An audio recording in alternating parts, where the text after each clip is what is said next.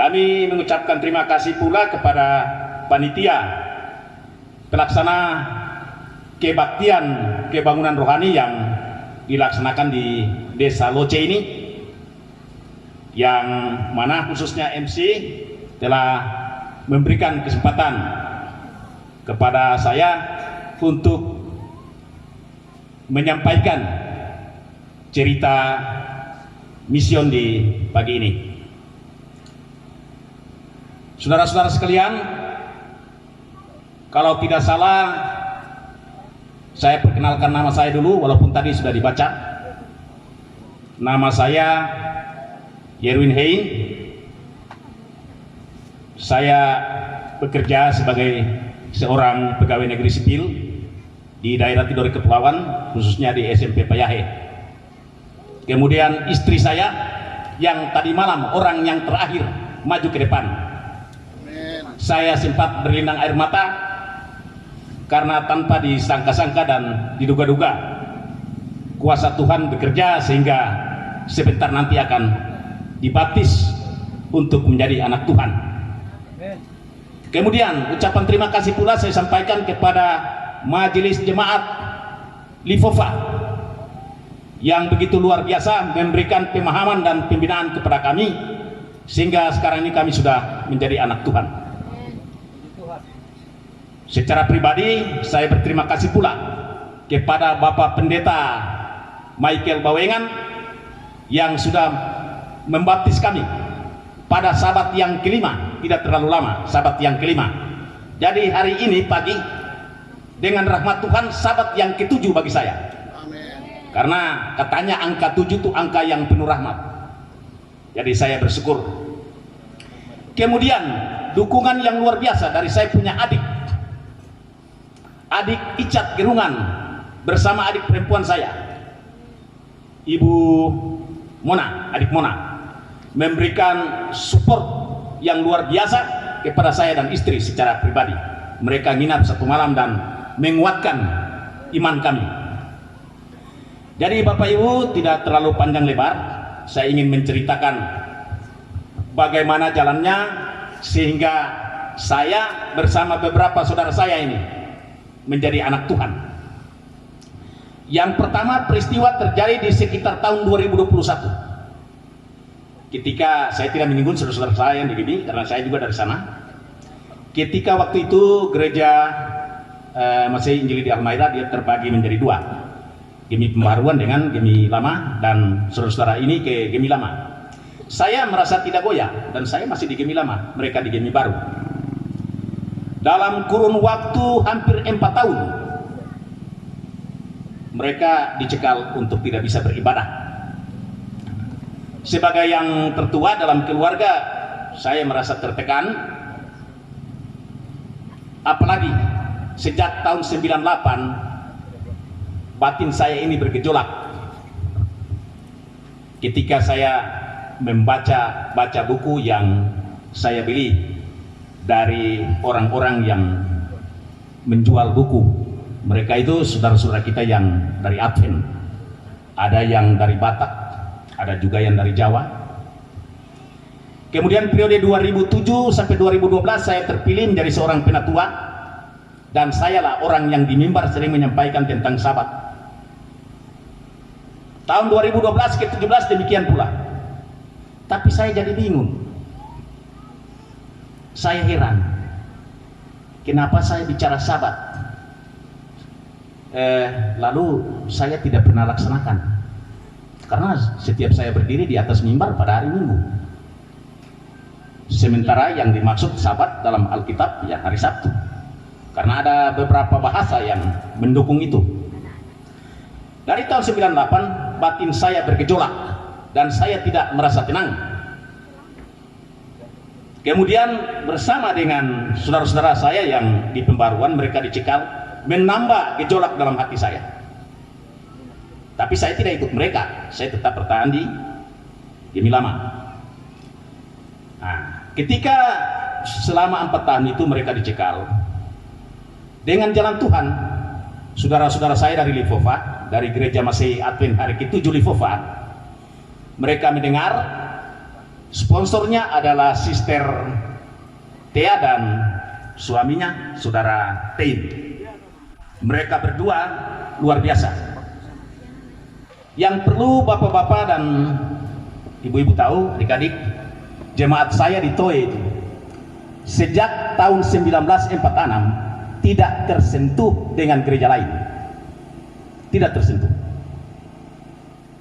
Kita inilah yang namanya keluar untuk mencoba mengadakan pembaharuan supaya di Toe itu kalau bisa bukan hanya satu agama ataupun aliran. Kita percaya bahwa itu kekuatan Tuhan, bukan kita sebagai manusia.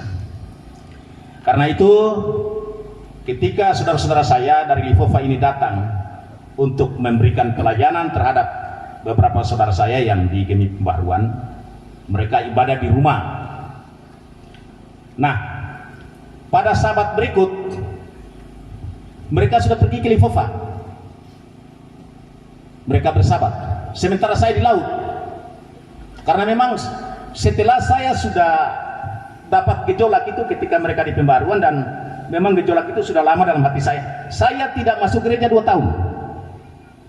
2 tahun saya berdiam di rumah. Ada pelayanan kaum wanita yang datang di rumah saya dalam kamar, saya tidak keluar. Saya bilang sama istri saya, tidak bisa lagi saya memang untuk bertahan di atas batra ini. Saya harus mencari batra yang baru, karena memang batin saya sudah tidak tenang. Saya di laut dalam posisi orang bilang saya mengail ini, saya mengail. Nah, itu pada hari Sabtu, hari Sabat. Saya sudah melanggar kekudusan Sabat waktu itu. Jadi saya pulang, saya tanya sama istri saya, mereka yang di sebelah ini kemana? Nampaknya sunyi rumah ini. Lalu dia bilang, waduh, mereka semua sudah ke Livova. Mereka bersabat. Spontan saya bilang sama istri saya, Bu, sabat depan saya orang pertama yang sampai di Livova. Karena memang ini sudah tidak bisa ditahan lagi nih.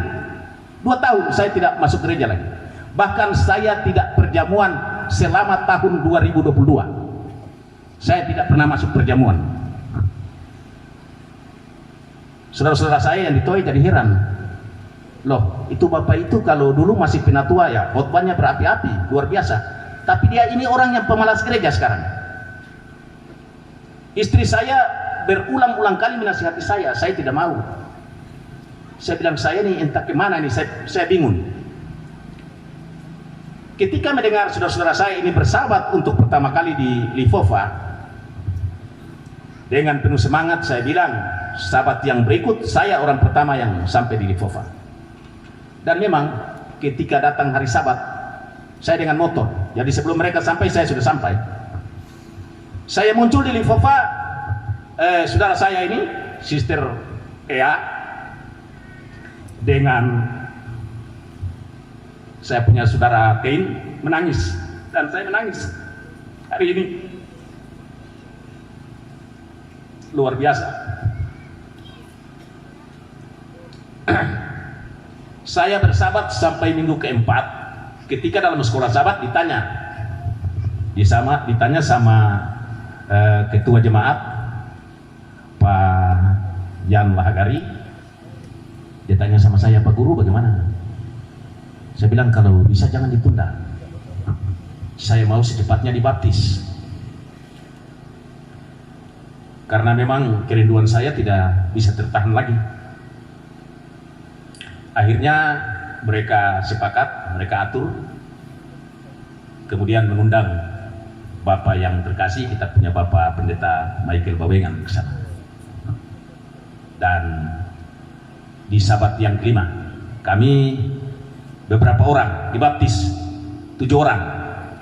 Saya pulang ke Toe, mereka saudara-saudara saya bilang begini, seharusnya kamu ke Israel untuk baptis di Sungai Yordan. Saya bilang ada Sungai Yordannya, Sungai Yordan Livova. Amin. Sungai Yordan Livova. Karena Sungai Yordan bukan hanya di Israel. Yang namanya kita melaksanakan kehendak Tuhan Yesus, disitulah Sungai Yordan. Kalau sebentar di sini di Loce, ya Sungai Yordan Loce. Begitu. Jadi ketika ditanya, Bapak sudah pernah merasakan Bapak punya perasaan itu kalau saya sudah dibaptis? Saya bilang, bagaimana saya merasa? Sedangkan saya dibaptis, ya panjang saya satu jingkar. Saya masuk akal Bapak Pendeta tadi malam. Anak kecil ditanya, mau percaya Yesus kan tidak mungkin dia jawab. Jadi saya bilang, saya belum dibaptis. Akhirnya kita bertujuh dibaptis pada hari itu. Kemudian kemarin, wah tantangannya luar biasa. Saudara-saudara saya di sini, saya minta maaf, termasuk bapak-bapak pendeta di sini, karena memang mungkin malam itu tidak tidur. Informasi saya dengan istri saya sudah hilang jejak. Tapi dengan roh Tuhan, kemarin saya punya adik Icat, dia jemput dengan mobil, dan nampaknya perjuangan tidak sia-sia. Saya nilai saya punya istri tadi malam nih, aduh, saya berdoa dalam hati tadi malam, Tuhan tolong. Saya menangis ketika dia maju. Berarti perjuangan kemarin adik Icat luar biasa, Tuhan memberkati, tidak sia-sia. Saya punya kakayawan berjalan pulang pergi 8 km gara-gara cari saya dengan istri saya, dan akhirnya perjuangannya tidak sia-sia. Tadi malam istri saya sudah maju ke depan. Itu barangkali sekedar cerita misi saya yang memang selama ini mengganggu saya punya batin. Sekarang saya lega karena saya sudah dapat belajar firman Tuhan yang dulunya saya tukang khotbah. Ternyata pemahaman itu lebih sempurna, lebih mendetail ketika saya menjadi anak Tuhan. Semua makanan yang Tuhan larang saya ikuti sekarang. Dan memang itu kehendak Tuhan. Ini bukan kehendak manusia. Apa yang Tuhan bilang, saya bilang, saya saudara-saudara yang di lama, saya bilang, kalau saya mau ikut Tuhan pemau, saya tidak mau ikut manusia pemau. Jadi barangkali itu saja yang dapat saya sampaikan. Terima kasih, Tuhan Yesus memberkati.